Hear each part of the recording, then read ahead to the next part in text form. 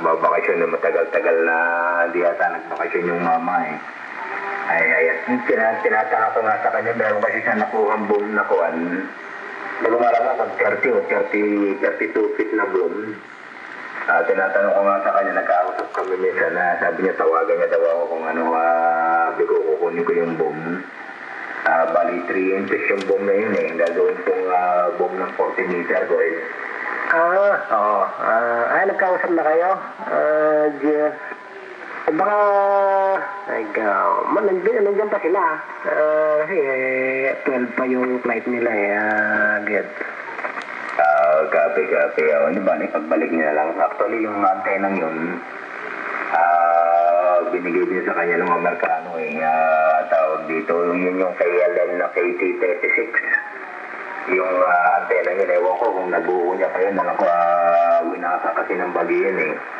Sabi ko nga kung mabubuo yun ang magandang antena, yung KT-36 sa Tri-Band ko eh. Roger, maganda yun.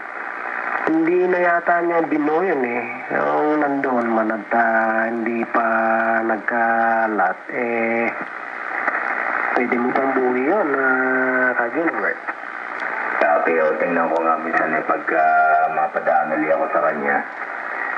Tingnan ko kung mabubuo at binabala ko kasi kumuha ng kuwan eh. Ng 2 elements na kuwan na yagi pang 40 meter algorithm. Ganun ba? Roger. Sabi niya, meron daw dadalhin dalawa eh. Dalawang laruan niya. At dadalhin na rito.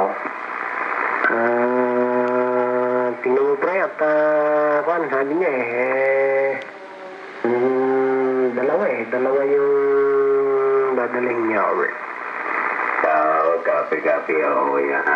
Kung anong baka ipapagawa siguro dyan, Gorin.